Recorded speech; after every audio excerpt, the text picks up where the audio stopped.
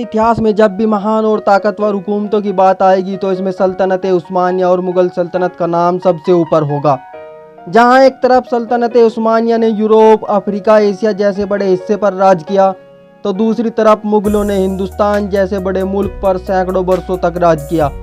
लेकिन दोस्तों, इन दोनों ही सल्तनत में सबसे अहम किरदार रहे इनके संस्थापकों के।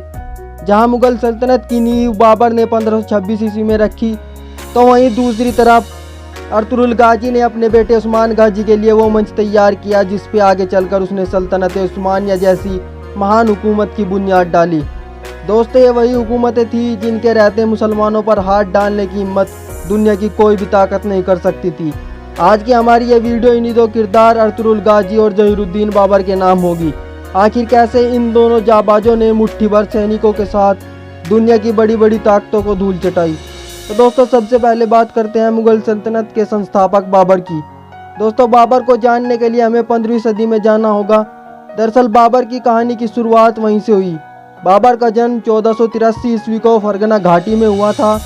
कहा जाता है जब बाबर 12 साल के हुए तो उनके पिता उमर शेख मिर्जा की मृत्यु हो गई, जिसके बाद छोटी सी उम्र में ही बाबर पर फरगना के तख्त पर बैठने की जिम्मेदारी आ गई। यूँ तो बाबर की पूरी ज़िंदगी संघर्ष और जंगों से भरी रही, लेकिन दोस्तों, बाबर के खुद के अनुसार पानीपत की पहली जंग उनकी ज़िंदगी की सबसे अहम जंग रही। दूसरी तरफ लोधियों की सरपरस्ती में उस वक्त हिंदुस्तान एक बड़ी ताकत हुआ करता था। इब्राहिम लोदी की सेना इतनी बड़ी थी कि जिसके चर्चे दुनिया के कोने कोने में हुआ करते थे। बाबर ये बात बखूबी जानते थे कि यह जंग कई मायनों में उनके लिए अहम होगी। या तो मुग़लों की आखिरी जंग होगी या फिर इस जंग को जीतकर मुग़लों के नाम का अध्याय हमेशा हमेशा के लिए इतिहास के सुनहरे अक्षरों में लिखा जाएगा। कहा जाता है इस जंग में इब्राहिम लोदी की सेना बाबर की सेना से कई गुना ज़्यादा थी।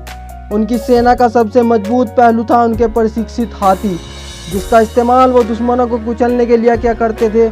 लेकिन दोस्तों, इब्राहिम लोदी इस बात से बेखबर था कि बाबर उन हथियारों के साथ इस जंग में आया था जो पल भर में इब्राहिम लोदी के हाथियों को तबाह करने के लिए काफ़ी थे।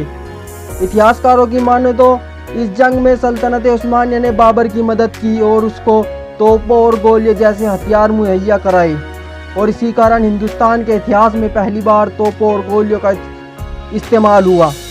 इसका परिणाम कुछ यूँ हुआ कि इब्राहिम लोदी के हाथी तोपों और गोलियों के हमले से बेकाबू हो गए और उन्होंने अपनी ही सेना को कुचल डाला।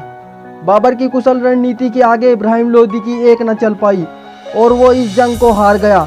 और कुछ इस तरह से हिंदुस्तान में उस सल्तनत का उदय हुआ जिसने 300 सालों से भी ज़्यादा तक हिंदुस्तान पर राज किया। दोस्तों, आगे चलकर बाबर की नस्लों ने बदस्तूर सल्तनत को आगे बढ़ाया। जलालुद्दीन, अकबर और औरंगजेब ने इस सल्तनत को दुनिया की सबसे ताकतवर हुकूमत बना दिया। दोस्तों, दूसरी तरफ बात अगर सल्तनत उस्मानिया की करें तो इसका संस्थापक उस्मान गाजी को माना जाता है, लेकिन इतिहासकारों की अगर माने तो असल में इस सल्तनत की नींव अर्तुगरुल गाजी ने ही रखी थी, जिस पर आगे चलकर उस्मान गाजी ने सल्तनत उस्मानिया जैसी मजबूत इमारत खड़ी की। यह बात उस दौर की है जब चंगेज खान की मंगोली सेना दुनिया भर में तबाही मचा रही थी। मंगोल वंशज जब भी चाहते थे तो किसी भी देश पर आक्रमण करते और लाशों का अंबार लगा देते थे। ना औरतों का लिहाज, ना बच्चों पर रहम करते। तबाही का मंजर हर जगह एक होता।